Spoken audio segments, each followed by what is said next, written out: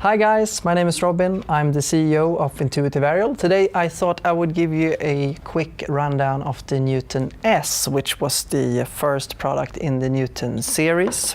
When we created the Newton S, we wanted to create something which was very compact. We wanted to utilize our own stabilization technology to make something that had a very high performance, but yet being very compact and lightweight, but still very rugged, that could keep up with harsh climates. Everything is water sealed in this, and all the cabling is of course internal.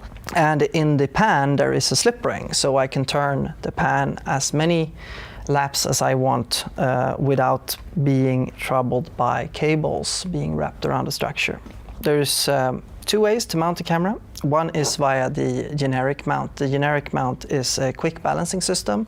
There is a video tutorial online where you can see this, but you can slide this front and back by using thumb screws and lead screws here, and it will click on to the structure, so it's very quick and easy to balance.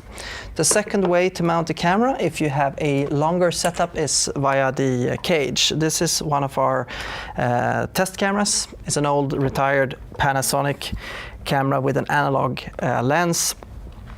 When you have a digital lens, you would plug in directly to the system here, and the system would communicate with the focus and zoom functions. So that's very convenient. The system will power the camera via this little power port right here, and it will have two SDI connectors that is HD SDI, which will be enough for a broadcast setup. One of them is used for primarily video feed, and the second one could be for Genlock or monitor output with video overlay for the operator.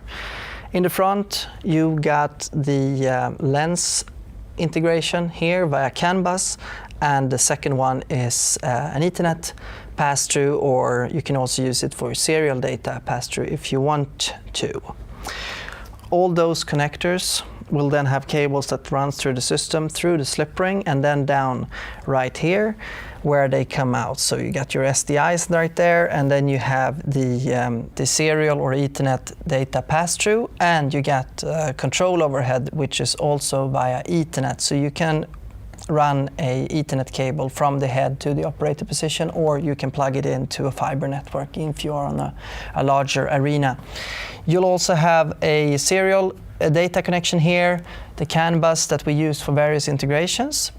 Power is provided via two different ways. Either you can use the batteries that comes with the system. We selected to use standard batteries. They are 98 watt hours, meaning that you can actually fly with them on an airline. It will power the complete system, the camera and the lens, for about 4 hours if we were talking broadcast. If we're talking cinema, we would look at about 1.5 hours maybe, and we will in that case recommend you to use an external power device, and that port is right there. If you're building a wireless system, you can power your wireless video link off the Newton as well. There is two ways to mount the Newton. Either you use the Mitchell mount that we have created. You can use a standard Mitchell mount if you want as well, but this is much lighter.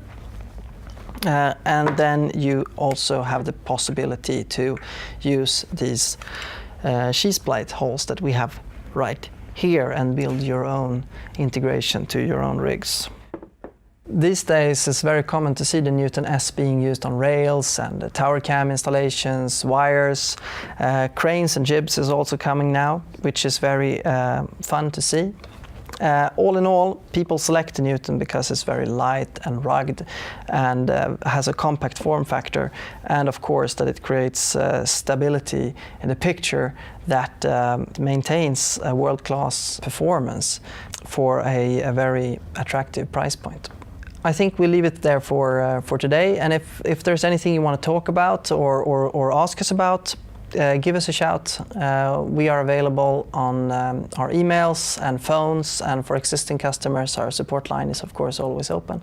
So I hope we keep in touch, and see you later.